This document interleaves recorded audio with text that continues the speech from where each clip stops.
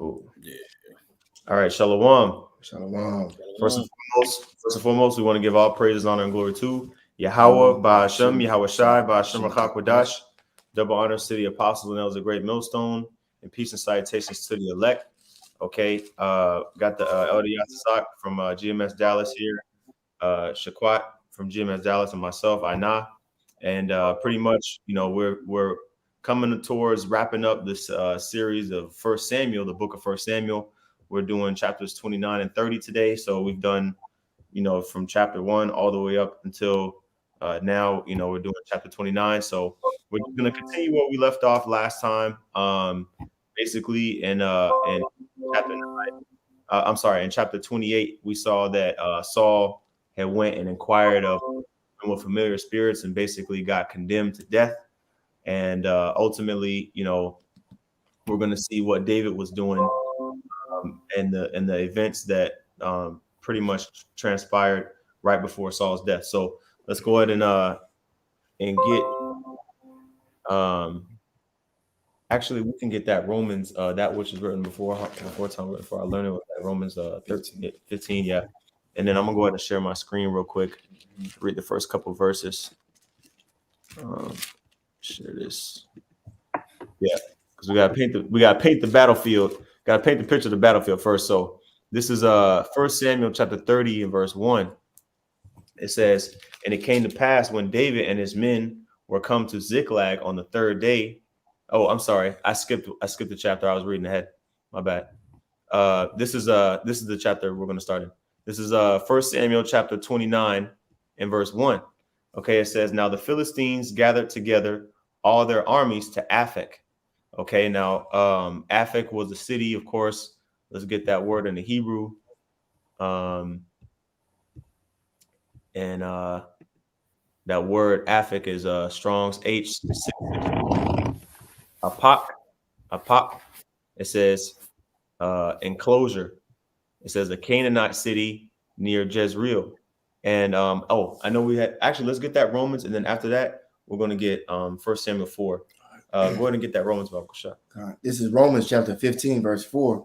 It says, for whatsoever things were written aforetime were written for our learning, that we through patience and comfort of the scriptures might have hope. Right. So the reason why we're going over this, Salaki. Hey, y'all go ahead and continue. Yeah, y'all go ahead and continue. But yeah, that meeting that I thought got canceled, that whole on.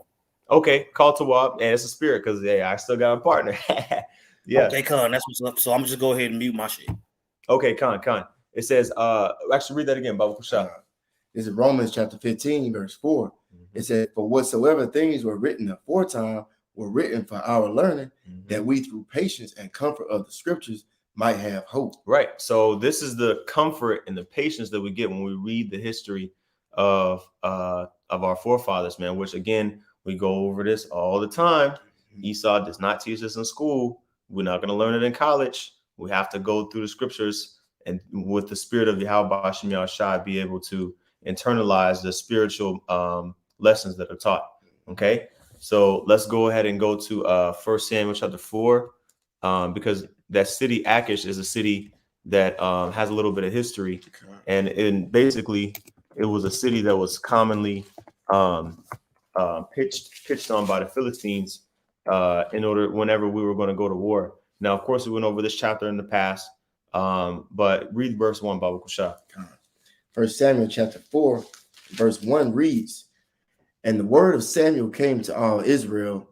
Now Israel went out against the Philistines to battle and pitched beside Ebenezer, and the Philistines pitched in Aphek. Right.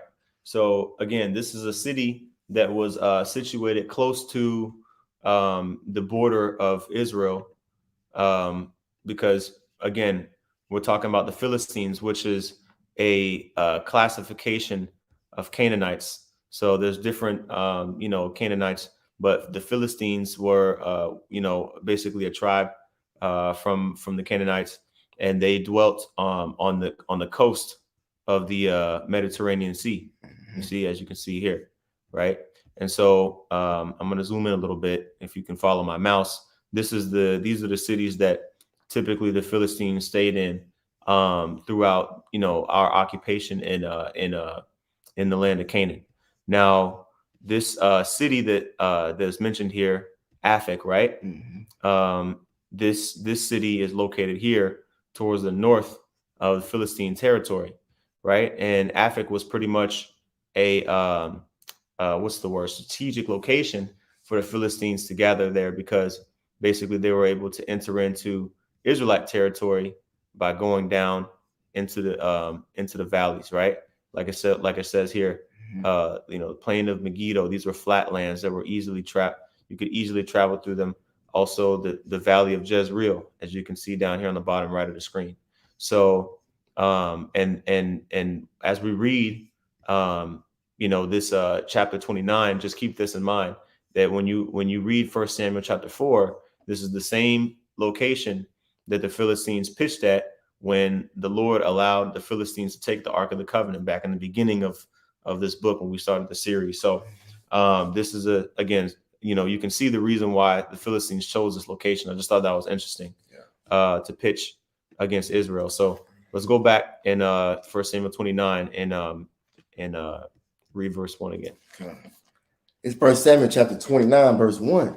It says, now the Philistines gathered together all their armies to Aphek, and the Israelites pitched by a fountain which is in Jezreel. When we showed on the map where Jezreel is.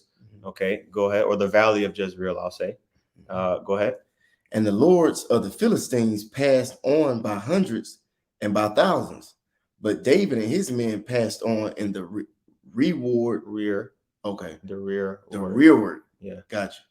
David and his men passed on in the rearward with Achish. Yeah. So again, Achish was the king of Gath, and since we got this map, we're going to use it, right? Achish was the king of Gath, which is located down, further south in the land of the Philistines, right? And again, this should let you know that hold on, let me hide this.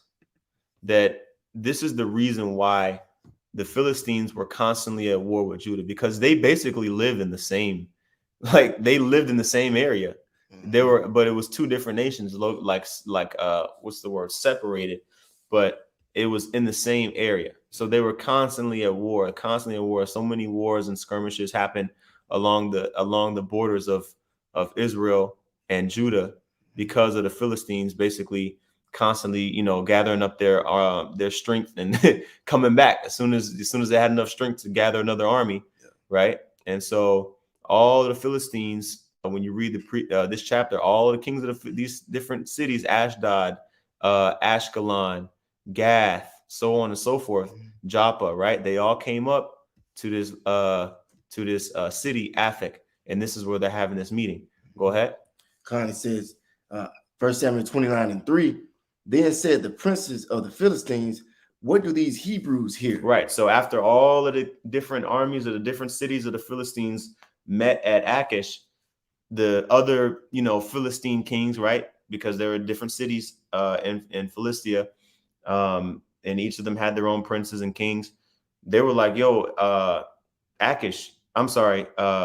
They asked Achish, like, hey, what's going on with these 600 Hebrew guys?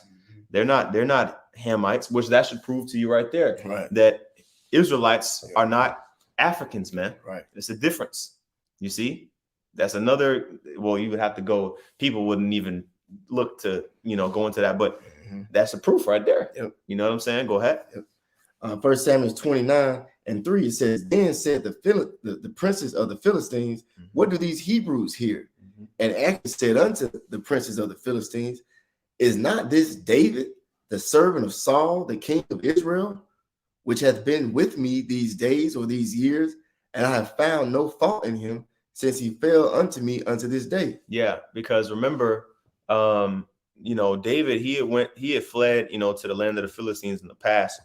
And, when he came to Achish the second time, he basically made himself, I'll say like a bodyguard / servant / somebody that didn't have nowhere else to go. So he had loyalty to Achish. That's what Achish thought. Like, he basically was vouching for David to the rest of his people, the Philistines, saying, look, I know this guy's not of our nation, talking about David and his men, but you know, they've been down for me. Like they, you know, they haven't done nothing crazy, you know, to my people. Basically, they've been fighting off, you know, their own people, you know, from my borders. They've been fighting off the other people from my, you know, these other infiltrators from my borders down in the south. So, you know, Achish was vouching for David, right, to fight with them in the war. Go ahead. Verse 4. And the princes of the Philistines were wroth with him. And the princes of the Philistines said unto him, make this fellow return, that he may go again to his place which thou hast appointed him, and let him not go down with us to battle, lest in the battle he be an adversary to us.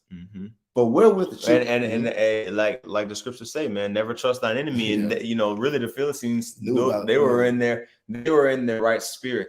You know what I'm saying? Because but our people don't. Oh, let's get that. Never trust thine enemy. What's that in Sirach 12? I think. You know, because what our people, man, you know, our people love trusting the enemy. They'll fight along. You know, they'll fight. They'll trust Esau and other nations, and you know, basically with their children and their life and everything like that. Let me know when you find it. I'm gonna pull it up. Okay, actually, let's pull it real quick. It's Sirach chapter 12, verse 10. Never trust thine enemy, for like as iron rusteth, so is his wickedness. Right. So again, this scripture, I'm gonna qualify it, you know, is advice to us as Israelites not to trust our enemies, these other nations, chiefly Esau, of course, and these other nations, right? Because even though they might come and act like they're on a righteous, you know, a righteous vibration, really, you know, they're just looking for an opportunity to strike. You see, that's but you know, same thing with us, right? Same thing with the other nations. They don't trust us, Israelites. Like, for example, when we go into a store, you know, that's owned by another nation, they're eyeballing you, looking at you, assuming that you're going to steal something. You see what I'm saying? And so things like that are kind of like mindset that's instilled in the other nations too. So that's what they were looking at David like, yo, nah, man, this is the same dude that killed Goliath, one of our own brethren, one of our own countrymen. You know what I'm saying? You're going to let him fight in the army with us? Like, you know what I mean? Like, that's how they were looking at Achish, right? So go ahead and continue on the middle of verse 4. Okay. Back in verse 4, 1 Samuel chapter 29, it says, make this fellow return, that he may go again to his place which thou hast appointed him, and let him not go down with us to battle, lest in the battle he be an adversary to us. For wherewith should he reconcile himself unto his master? Should it not be with the heads of these men? So they were like, look, I mean, this guy David, man, he probably gonna turn on us in the heat of the battle, and be like, you know, like, hey, look, Saul, look, see, like, I know you tried to kill me, because you know, everybody, like, people knew like what was going on between David and Saul, like, you know what I'm saying? They knew, like, because David was a mighty. David made himself known when he killed Goliath. They didn't forget about that. I mean, it wasn't like it was, you know, 100 years later down the line. This was still in the memories of the other Philistines. So they were like, and this was their champion, the Philistines champion, and David single-handedly killed him.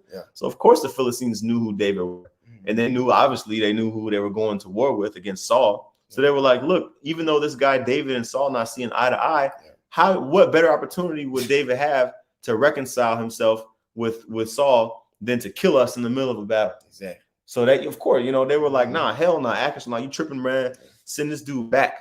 Right? Go ahead. Verse 5. Is not this David, of whom they sang one to another in dances, saying Saul slew his thousands, and David his 10,000s? Right. Go ahead.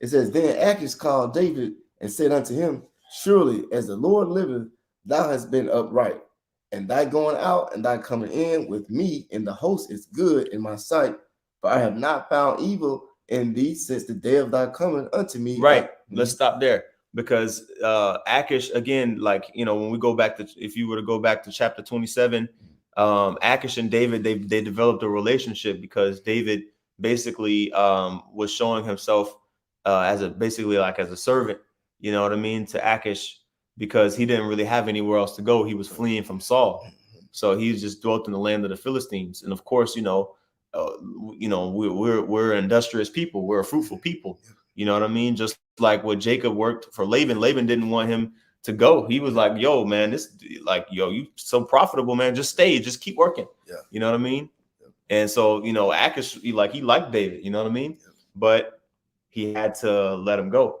Yeah. Go ahead. Verse 6 in at the the middle. end. Yeah, for I have not found evil. It says, I have not found evil in thee since the day of thy coming unto me unto this day. Nevertheless, the Lord's favor thee not. Talking about the lords of the Philistines. Go ahead. Wherefore now return and go in peace, that thou displease not the lords of the Philistines. And what does the scripture say? If at all possible, be at peace with all men. Keep reading, I'm gonna find it. Okay. Verse 8, it says, and David said unto Achish, but what have I done? And what hast thou found in thy servant so long as I have been with thee unto this day, that I may not go to fight against the enemies of my lord the king? Right. Let me see here. This is Hebrews chapter 12 and verse 14. Right. It says, follow peace with all men and holiness, without which no man shall see the Lord. Right. Now, there's another one that talks about that. Is that in the Apocrypha? Yeah, kind. Yeah, if you don't mind finding that. But that's also in the New Testament, man. You know, which this is talking about, you know, of course, being cordial with your brothers, you know what I'm saying, of course, and being holy, you know, and that essentially is going to radiate towards the rest of the people out here in the world, you know. But if you're not brotherly towards your brother, you're not going to be able to you know, to see Yahawashi Yahawashi. Okay. Actually, it's Romans 12 and 18. Okay, I might have typed it in wrong. Go ahead and read it, bro. This is Romans chapter 12, verse 18. It says, if it be possible, as much as it's like, if it be possible, as much as lieth in you, live peaceably with all men. There we go. Right. Live peaceably with all men, if it be possible. Right. So, you know, again, David, he was supplanting, okay, the situation. He was supplanting the situation, and David said, okay, you know what? Ultimately, he had to go back. You know what I mean? Okay, go ahead. Let's go back to that First Samuel. First Samuel chapter 29 and verse 9. It says, and Achish answered and said to David, I know that thou art. Yeah, did you read verse 8? Yeah, I read verse 8. Okay, cool. Go ahead.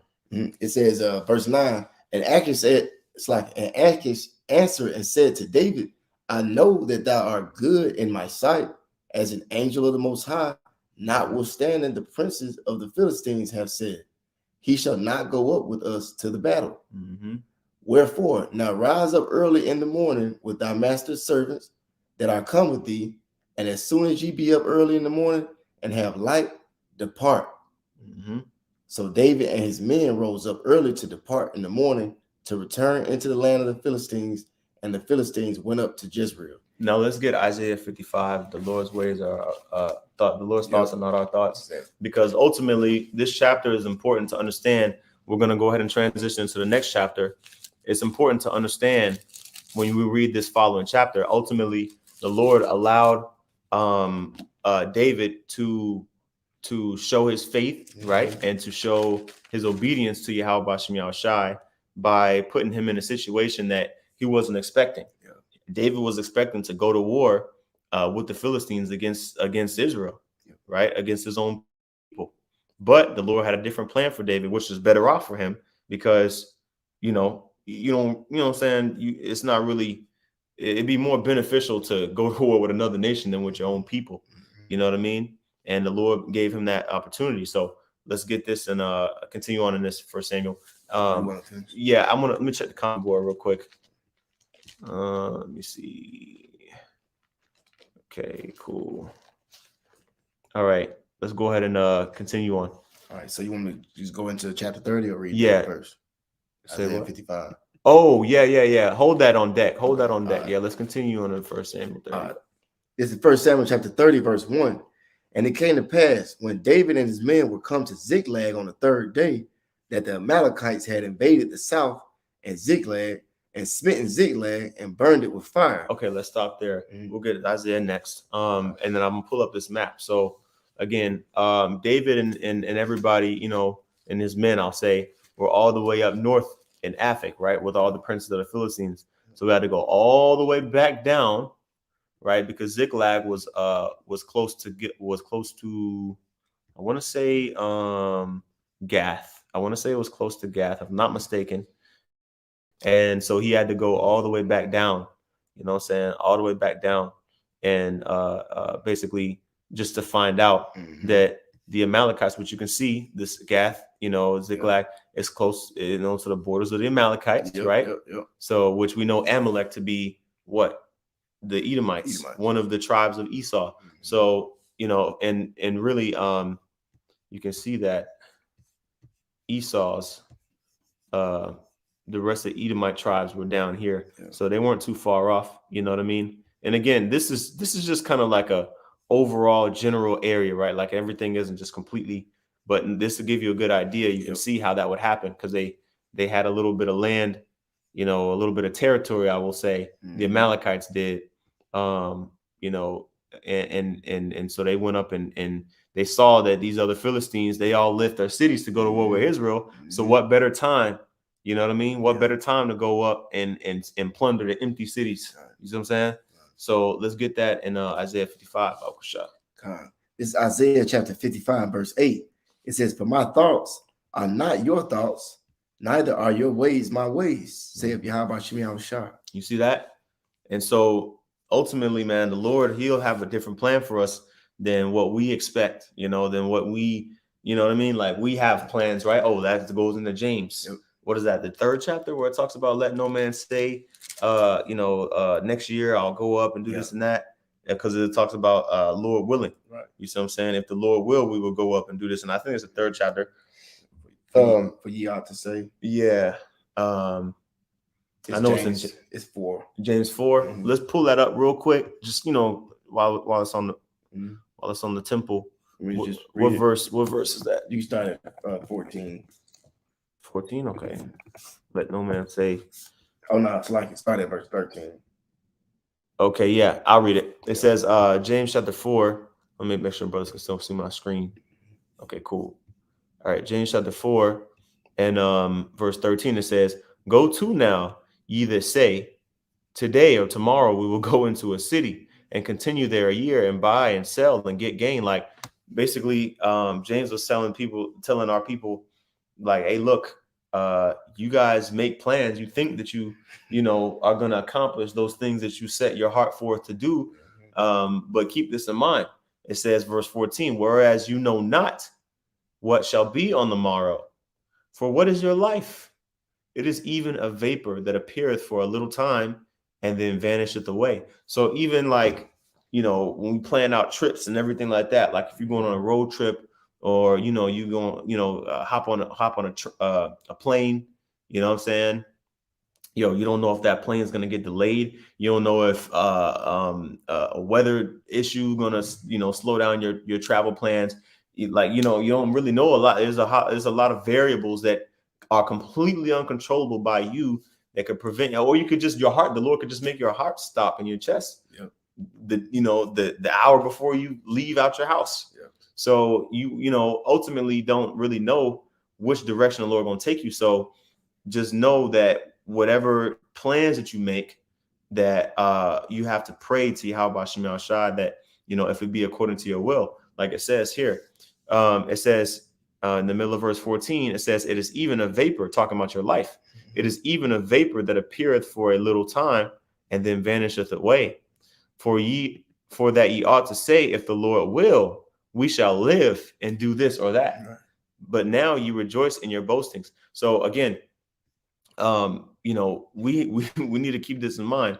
If the Lord allows, or if he wills us to do this and that in this life, that's the only time it's going to happen. If it's his will. If it's not his will, it's just not going to happen. You know what I'm saying? So, you know, I just want to get that point. You got a precept? Just real quick. Yeah. We hit the point with that. Yeah. I just got one more. Go ahead. No, it's cool. We need precepts. This is Jeremiah chapter 10, verse 23 and 24.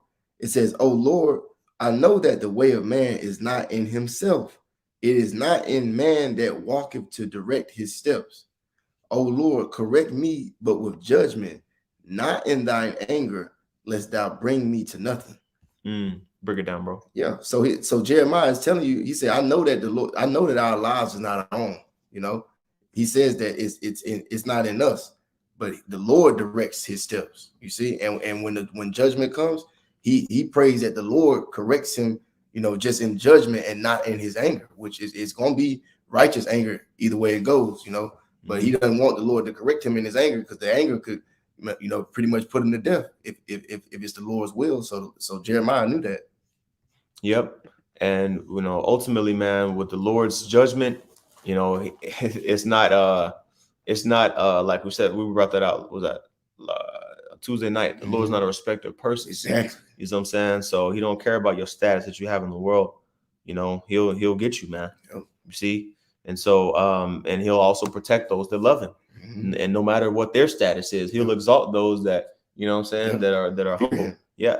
So it says, actually, you read. I'm sorry. Yep. 1 Samuel 30. This is 1 Samuel chapter 30, verse. I read verse 1 again. It says, and it came to pass when David and his men were come to Ziklag on the third day, that the Amalekites had invaded the south and Ziklag, and smitten Ziklag and burned it with fire. You see that? So that city that that David acquired, right, through Achish, he was able to he was able to basically get that city, or was like a small land. It wasn't like a whole big city, but it was like a good enough portion where David, his men and their families and their wives and all that, they could do their thing, flourish and stuff. And remember, if you go back to chapter 27, David was going out throughout the coast. And we'll pull up this map again, and he was killing. He was going out throughout the coast, and he was handing out judgment. Right. You see what I'm saying? So these various different areas. You know what I'm saying? Down I would say like down here. You know what I'm saying? He was pushing back them borders. You know what I'm saying? Yep. So he was pushing back them borders. So them other nations, they was like ready. You know what I'm saying? They was ready for David, or they was ready to get their lick back, I'll say. Right. Let's continue on. Okay. 1 Samuel chapter 30, verse 2. And it says, and had taken the women captives that were therein. They slew not they slew not any, either great or small, but carried them away and went on their way. You see that? So you can tell that the Spirit of the Lord preserved the women, from getting killed, because normally they probably would have just killed at least one of them. They said they didn't kill none of them. All the sons, that they didn't kill none of the sons or nothing.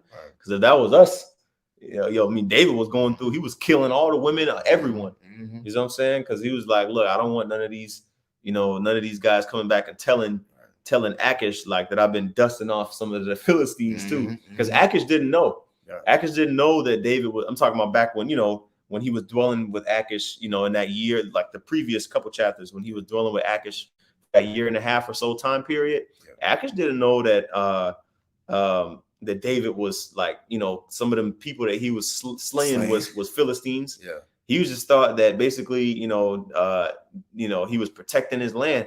Nah, he was killing everyone so that nobody could come back and tell Achish, like, hey, like David's killing some of us, Exactly. And so the fact that these Amalekites didn't do that to his possessions, David's possessions, and his men's possessions, including their wives and children, that was all the Spirit of the Lord.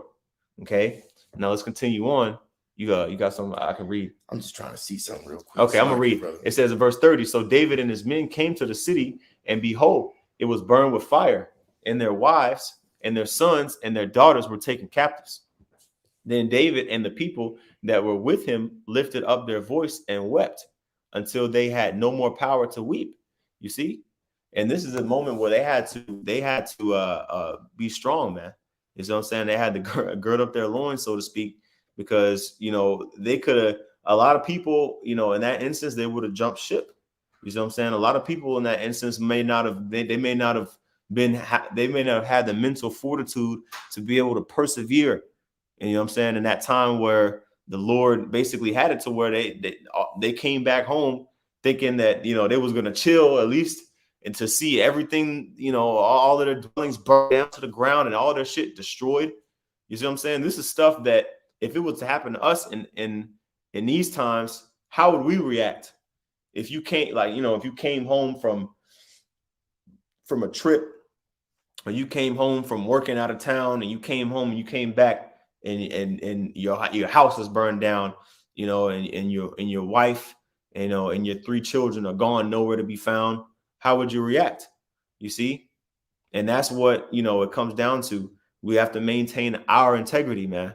You see? We have to maintain our integrity and trust in Yahawah like Proverbs, the 3rd chapter talks about. We'll go ahead and get that real quick. Proverbs chapter 3. Lean not on your own understanding. Okay. Proverbs chapter 3.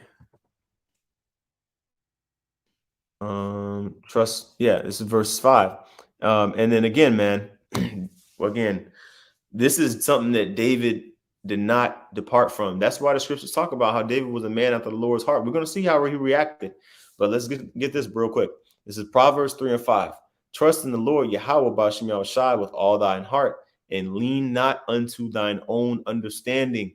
Right? Because again, you could start talking about this situation. You could try to start putting the pieces of the puzzle together in your own head, trying to start coming to different conclusions, right? But if you don't have the Spirit of the Lord to understand, okay, Lord, what is it that you're trying to tell me? What is it that you want me to do? Right now, it looks very shitty right now, this situation. But how can I prove my loyalty to you? That's the sentiment that we can take away from the situation, right? I'm gonna read verse 6 and I'll go back. It says, "In all thy ways acknowledge him, and he shall direct thy paths." And that's the key thing, because the paths that we need to walk, if we don't have that direction from the Lord, we could easily fall by the wayside, right? So let's go back to 1 Samuel, moving around. Yeah. All right, shalom, brother. Come on.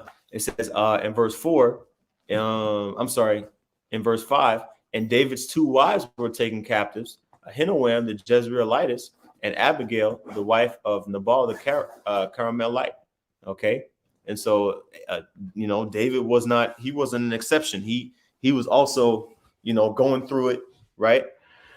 And he had to stay strong. You see what I'm saying? So it says in verse 6, and David was greatly distressed, right? Because why?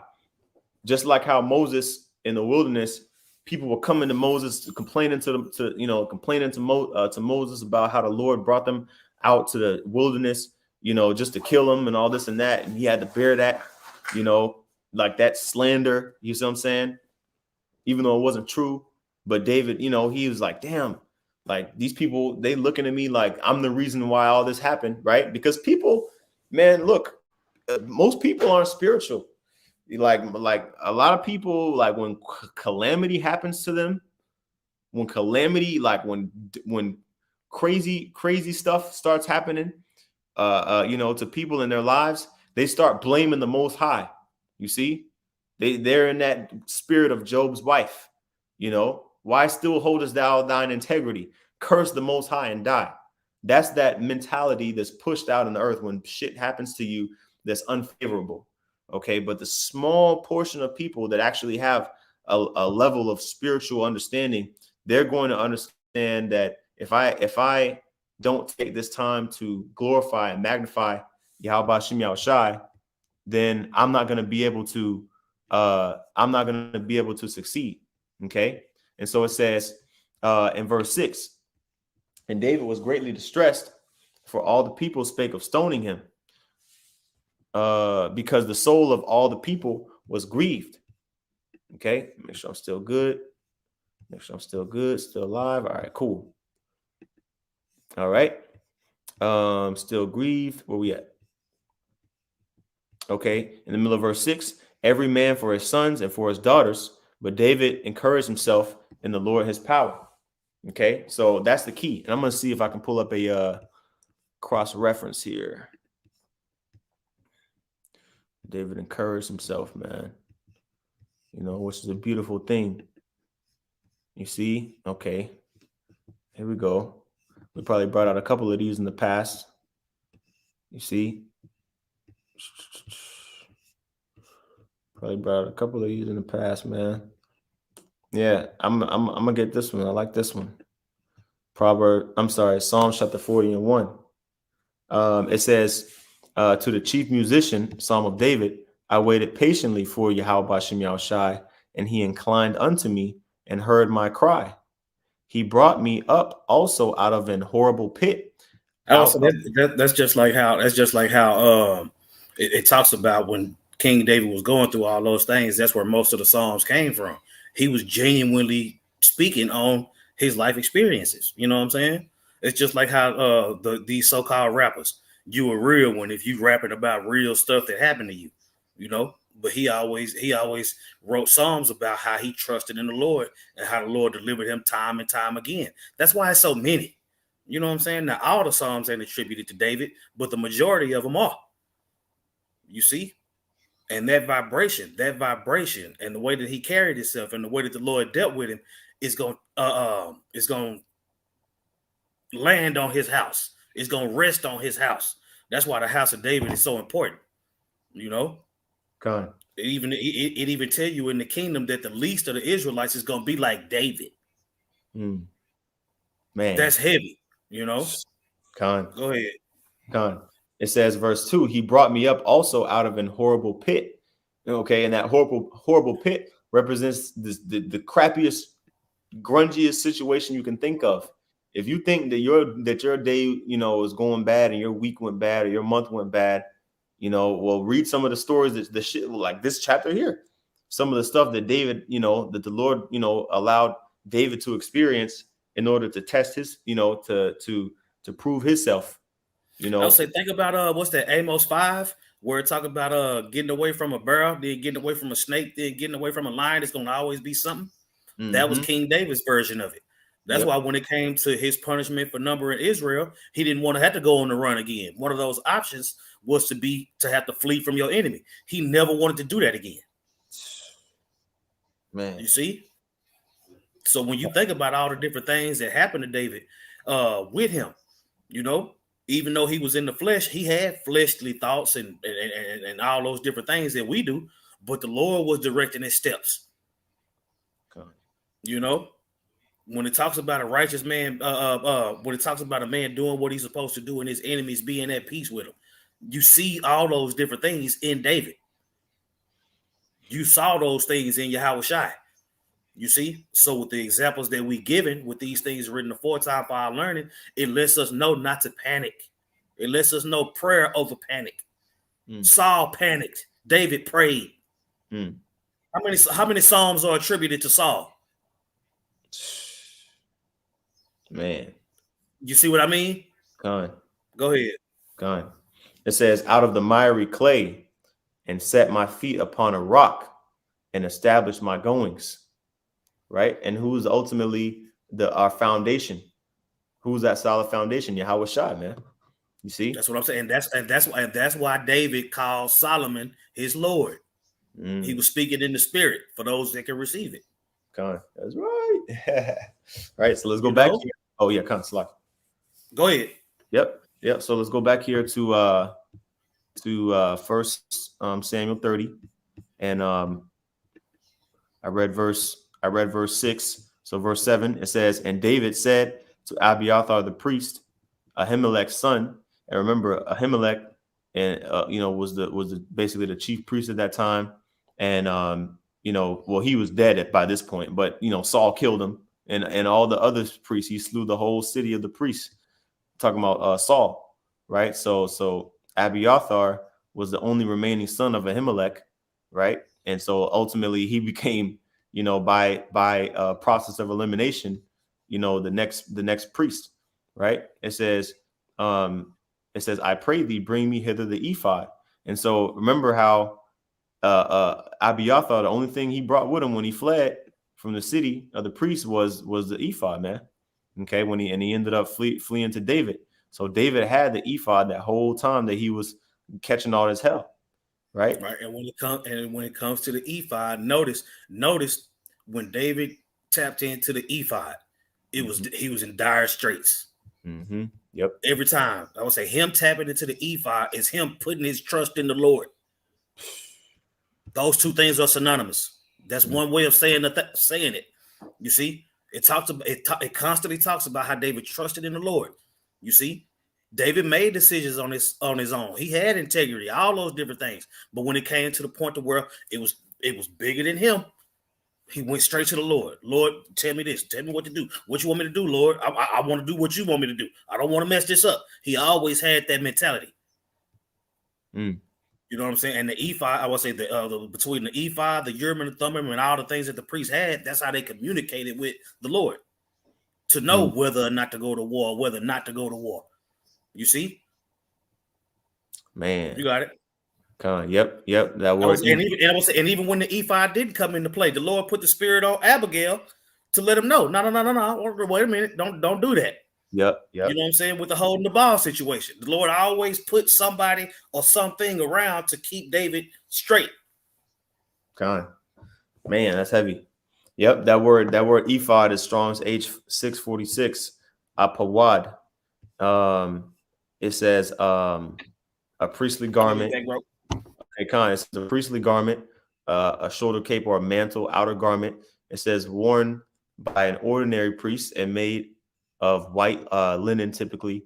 It says worn by the high priest, which is woven of gold, blue, purple, scarlet, and linen threads, provided with shoulder pieces and a breastpiece of like material, ornamented with gems and gold. Okay, and so that's what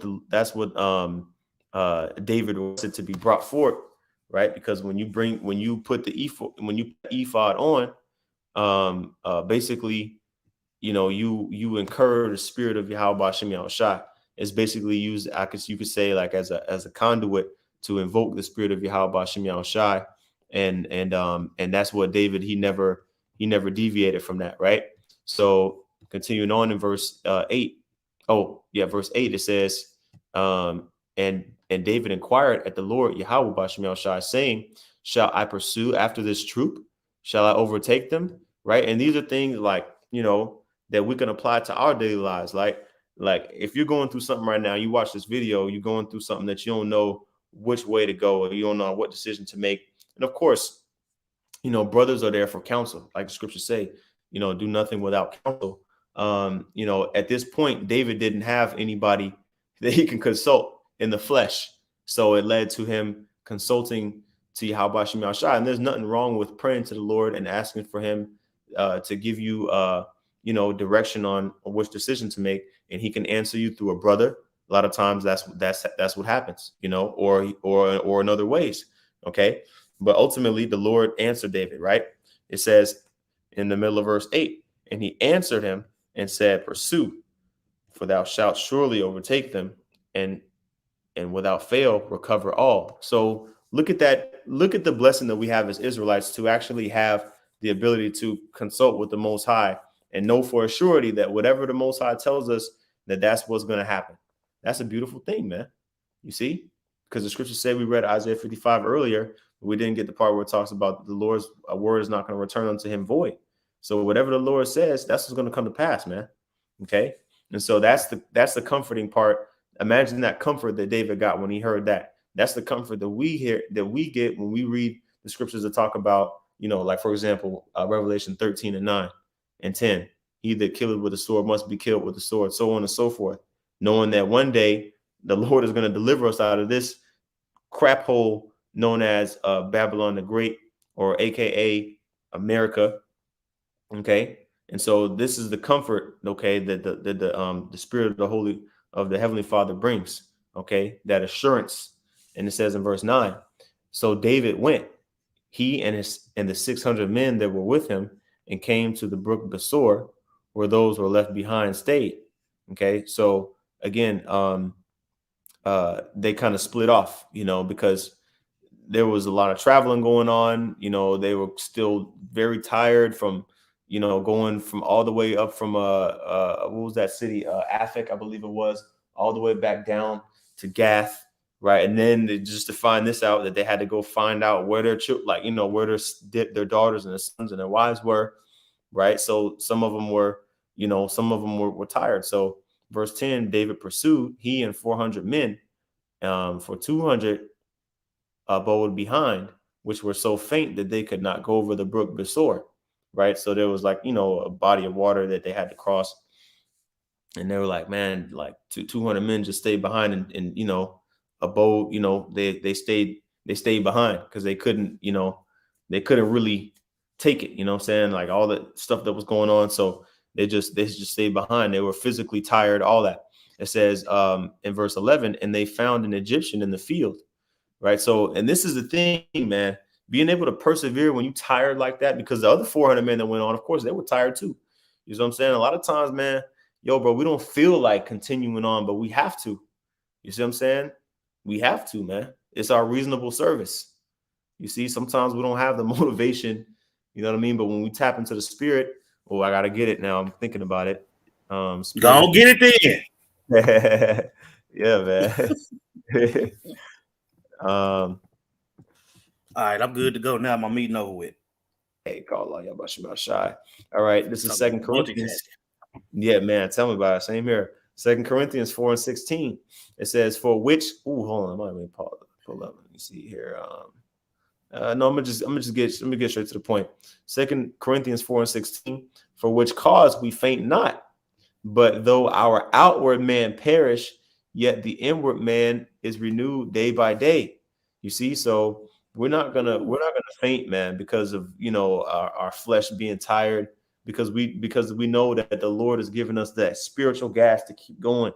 You see what I'm saying? Like Moses, it talked about, like, even in his old age of, you know, the last days of his life, you see what I'm saying? It talks about how Moses' eyes were not faint. He still had a strong, vigorous, vibrant spirit.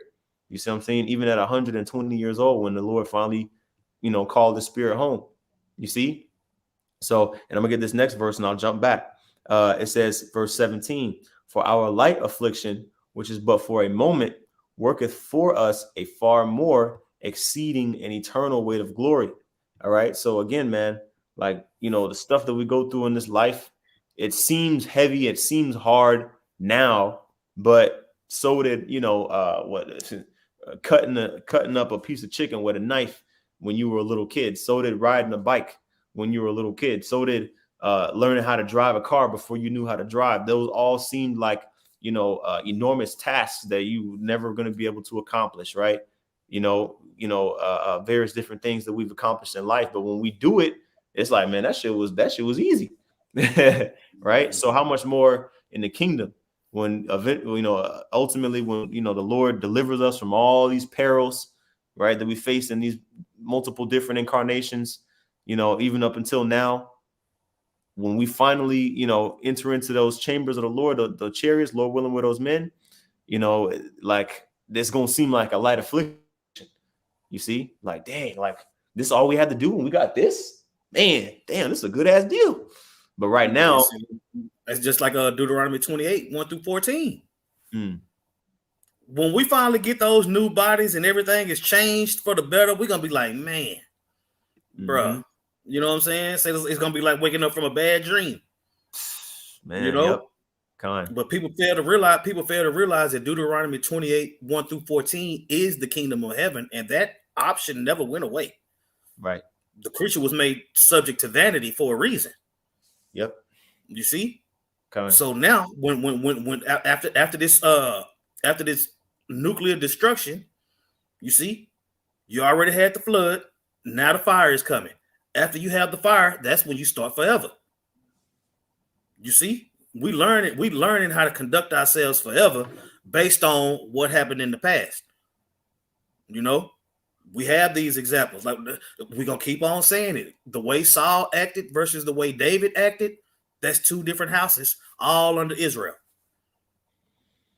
You see, you got a 2/3 of the nation of Israel. You got an elect of the nation of Israel. The elect is the 144,000, along with the 144,000 spearheading the believers. The elect. You see, and the house of David, you see how David carried himself. You see how his men carried themselves. Same thing with Saul. It's the same thing with Saul. And keep in mind, Just like with these couple chapters that we read, Achish had something going on. The Philistines had something going on. David had something going on. Saul had something going on. All these different parties, all these different factions had things going on that the Lord was controlling all of it. And it worked out in who he wanted it. He wanted to have compassion on David. He had compassion on David, right? He didn't want to have compassion on Saul, so he didn't. Right. Yep. So what we take from this is there's a way to be in the eyes of the Lord and a way not to be in the eyes of the Lord. And we believe through the Spirit that that's why this series has been so compelling, been so edifying, because we can see ourselves within the text, man, knowing that these things are coming for us. You know, you got it. All right, so let's continue on, and I think it's just a few more verses left. Well, actually, it's like I'm gonna breeze through a few more verses. All right, this is 1 Samuel chapter 30 and verse 11. It says, and they found an Egyptian in the field and brought him to David and gave him bread, and he did eat, and they made him drink water. Did you still want to be sharing your screen? Oh, my bad, Salakia. Sometimes I forget I wasn't sharing. Sometimes I'll be forgetting the steps. The water. Okay. Going back to the 1 Samuel 30. Okay, I'll read 11 again. And they found an Egyptian in the field and brought him to David and gave him bread, and he did eat, and they made him drink water. And they gave him a piece of a cake of figs and 2 clusters of raisins. And when he had eaten, his spirit came again to him, for he had eaten no bread, nor drunk any water 3 days and 3 nights. Okay. So the Lord allowed this situation to transpire, where they found an Egyptian slave, you know what I mean, basically on the verge of, hunger and starvation, and they revived him, right? Verse 13. And David said unto him, to whom belongest thou, and whence art thou? And he said, I am a young man of Egypt, servant to an Amalekite, and my master left me because 3 days agone I fell sick. So here it is. Keep in mind, the Lord still on Amalek. You know what I'm saying? Saul didn't get rid of all the Amalekites. You know what I'm saying? And then you see what transpired since he didn't get rid of them. You see, right. But now with David, and David's journey to become king, he wanted to get the Philistines, the Edomites, and the Moabites. You know what I'm saying? So this situation right here, the Lord set this situation up to have David's spirit hot versus Amalek. Mm-hmm.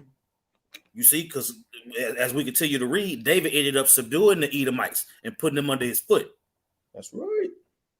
You got it. That's right. Okay. It says, verse 4. Oh, now the point I was going to say is the Lord could have had them just walk right past that guy. You know what I'm saying? And they wouldn't have gotten no tip on where to look or nothing. You see what I'm saying? But it's spiritual, man. The Lord, this is all stuff that's spiritual.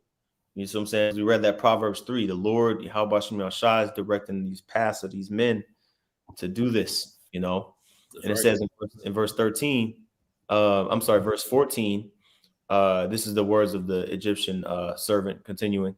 We made an invasion upon the south of the Cherethites, upon the coast which belongeth to Judah, and upon the south of Caleb, and we burned Ziklag with fire. You see, so he don't know, that these men were the men and inhabitants of Ziklag. He don't know none of that. He's just telling them what happened, right? Mm-hmm. It says, verse 15, and David said to him, canst thou bring me down to this company? And he said, swear unto me by the Most High that thou wilt neither kill me nor deliver me into the hands of my master, and I will bring thee down to this company. Right. So they made an agreement. Verse 16, it says, and when he had brought him down, behold, they were spread abroad upon all the earth, eating and drinking and dancing, because of all the great spoil that they had taken out of the land of the Philistines and out of the land of Judah. Right? And the scriptures say, better is it to go into the house of mourning than the house of mirth. And these dudes, these Amalekites, you know, they were, you know, drinking and dancing, right? Happy, you know, that they had gotten of the spoil, right? And it says in verse 17, and David smote them from twilight even until the evening of the next day. There escaped not a man. Ooh. Yes. So from the sundown all the way up until so it's twilight. It's twilight. That's the beginning of the day, right? So, yep. But yeah, so from the morning time, it says even until the evening of the next day. So for damn near for a day and a half, basically, we'll say it like that. Yep. David was, you know, kicking ass and taking names, right? It says, and there escaped not a man of them, save 400 young men, which rode upon camels and fled. Because remember, David and then they were just on foot. They were just, you know, and so the other Amalekites that got caught, you know, slipping, David didn't spare none of them guys, right? And this is the beauty of it, because the Lord brought them to that company, okay, through that Egyptian slave. And verse 18 says, and David recovered all that the Amalekites had carried away, and David rescued his 2 wives. And there was nothing lacking to them, neither small nor great, neither sons nor daughters, neither spoiled nor anything that they had taken to them. David recovered all. And David took all the flocks of the herd and the herds which they drave before those other cattle and said, this is David's spoil. That's what I'm saying, man. So with all that happened, the Lord was controlling all those different things, man. You see, that literally happened in history. Now, when you liken it to today, what's going on through the spirit, the house of David, you know what I'm saying? The house of David, his 2 wives, Judah and Israel. You know what I'm saying? The house being joined back together, you know what I'm saying? Not losing anything. That's what I'm saying. This is a prelude to what's to come. Man, Yahawashi, I would say Yahawah sending Yahawashi back to redeem the nation of Israel. You see, with King David, with King David's kingdom being forwarded through Yahawashi. Right. You see, the house of Jacob is the same thing as the house of David. Yep. Go ahead. You got it. It says, verse 21, and David came to the 200 men, which were so faint that they could not follow David, whom they had made also to abide at the brook Besor. And they went forth to meet David and to meet the people that were with him. And when David came near to the people, he saluted them. Right. So the 200 other men, you know, they were too faint. You know, they basically saw David in the company of all the things that they had regained. And you know, of course, they were happy, you know what I'm saying, relieved. Right. In verse 22, it says, then answered all the wicked men and men of Belial. Now, this is a thing I think we brought out earlier with Eli's 2 sons, you know, the same phrase, men of Belial. And we went into it, basically men of Baal, you know, Baalim, you know what I'm saying? Basically individuals who are wicked, you know. Sons of Satan. Right. You know what I'm saying? Unprofitable ones, you know what I'm saying? The sons of Satan. Because even though you had men in David's camp that were valiant men, some of them, you know, they weren't right. You know, even though it was a small number of men, some of them, even amongst that small number of men, some of them weren't right. Some of them were men of Belial, right? It says, then answered all the wicked men and men of Belial of those that went with David. So that 400 men, there were some of them that were wicked. It says, and said, because they went not with us, we will not give them aught of the spoil that we have recovered. So the men that went with David, the 400 men, some of them wicked men, some of them that were wicked men, they were saying, look, these dudes that, you know, that stayed back, that didn't, you know, fight with us, we ain't gonna give them shit. You know what I'm saying? Except the, you know, the wives that they had prior to, but we ain't gonna give them none of the spoils. You know what I'm saying? Which that's, you know, that was that was off. You know what I'm saying? Because those men, just like a nigga. Yeah, that's just like a nigga. That's what I'm saying. Because first of all, why the fuck were they so faint to where they couldn't make the trip? Because they had already been fighting. Right. Like, goddamn, nigga. Like, that's what I'm saying. That's some House of Saul ass shit. Yeah. They ain't come, so we ain't giving them nothing. Okay, Yeah. nigga. Okay. But here it is. If the roles was reversed, you're gonna have your hand out. Man, yep. That's a nigga. Yep. You got it. And here it is, 48 hours ago, none of them had shit.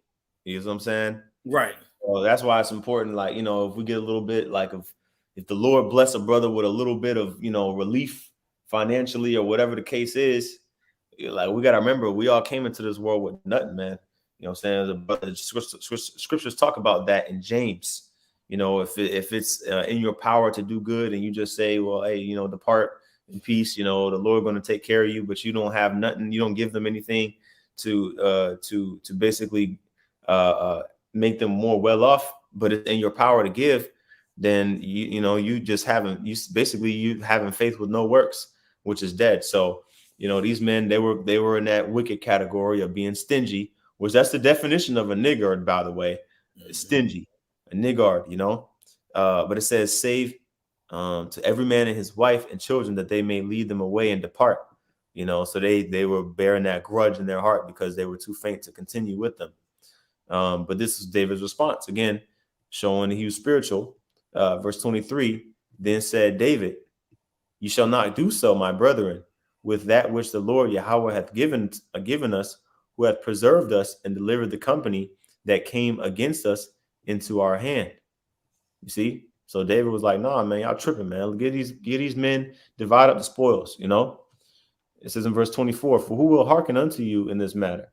But as his part is that goeth down to the battle, so shall his part be that tarrieth by the stuff. They shall part alike. You see? Because everybody get the same thing.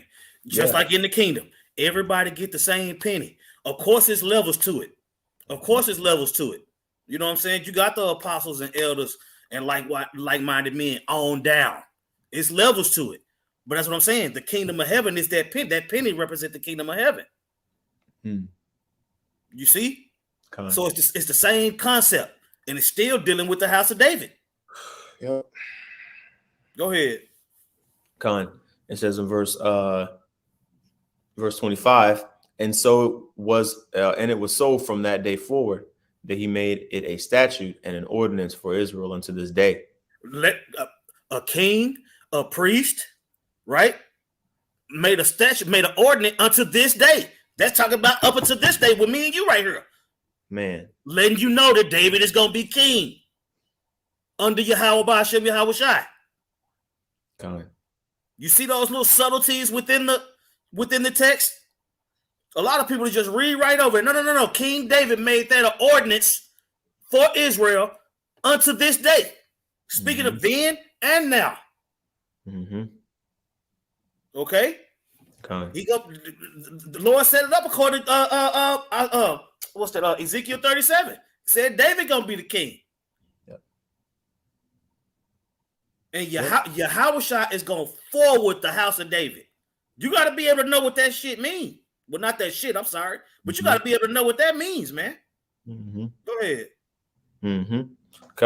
Yep, it says, I'll read verse 26 again. And when David came to Ziklag, he sent of the spoil unto the elders of Judah, even to his friends. Because remember, when David was, this is David's first major W, like, on a sense of actually like acquiring, high levels of spoil, because those Amalekites, they had spoiled some other cities too. So they got all the stuff that the Amalekites had got.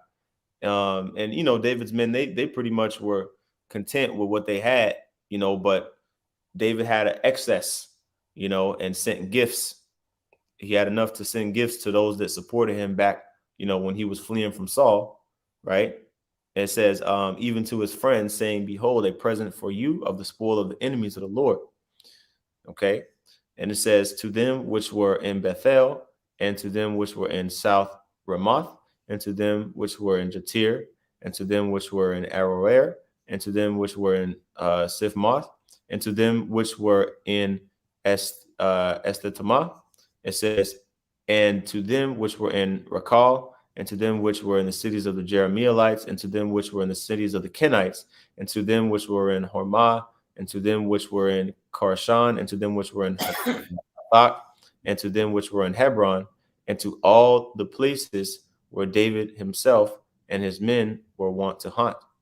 Okay, so all the places that David basically had favor and support in, David sent those. He sent those gifts to those places, man. Okay, so that's the story of how the Lord turned a situation that was completely unexpected and looked like the worst case scenario in a matter of a day and a half, 2 days. He just multiplied. He just basically made a situation that looked completely what's the word, like, to where you wasn't going to be able to get that stuff back. It looked like hopeless. Basically, he made it to where it turned into a blessing, man. I will say, so with David, with the Lord putting the spirit on David to go back and get everything, that was just like with the situation with Abraham. You know what I'm saying? He sent him to redeem, like when Abraham redeemed Lot. Mm-hmm. David redeemed his house back. You know what I'm saying? Those wives, those whatever they had, all their substance, they got all of it back. You see why? Because David trusted in the Lord. He tapped into the ephod when it got too much for him. When his flesh started to get too flustered, he tapped into the ephod, asked the Lord what to do. The Lord told him, and he obeyed. Mm-hmm. That's what Saul didn't do. You see? So when you fast forward to today, you see the house of Saul rolling their sleeves up, talking about the name of the Lord don't matter, teaching hell, all these different things that these groups been doing, showing you how much they've been taking turns going off. And the men of the Lord willing, that's us. The ones that say, no, it's talking about this. No, it's talking about this. See, when you go back into history, see, when you go back and look into Hebrew, see, when you go look it up into Latin, ain't nobody else doing that. Mm-hmm. Ain't nobody else doing that. Yep. These other groups watch each other go off and don't say nothing. But they will unite to call us rapists. See, that ain't gonna cut it. Look how underhanded the house of Saul is and the type of shit he was doing. And look at his house. Yep. Go ahead. Yeah, I'm gonna get this precept. Matthew chapter 3, actually, Matthew chapter 7, verse 17. It says, even so, every good tree bringeth forth good fruit, but a corrupt tree bringeth forth evil fruit. A good tree cannot bring forth evil fruit, neither can a corrupt tree bring forth good fruit.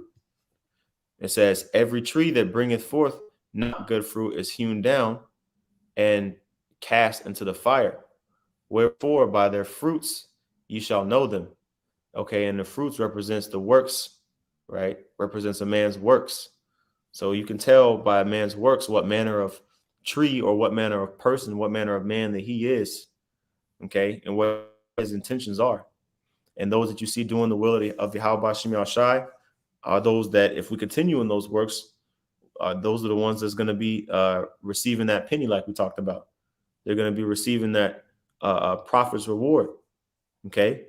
And so you just pay attention to a man's actions, to a man's works. What is he doing on his time here on the earth? And that's how you can tell what manner of man he is. You see? So that's how we should look and see, going back to the history of our forefathers, right? Model our works after righteous men and abstain from those that have evil practices. But that's all I have, Zaquan. God, we can go ahead and close it out. Hey, with that, Lord willing, that was edifying. We want to give all praises to Yahawah, Bahasham, Yahawashi, Bahasham, HAITIANS. Double honors to the apostles and elders at Great Millstone. Peace and blessings to the Akim teaching about the Mayan. That's in sincerity and truth. Shalom. Shalom.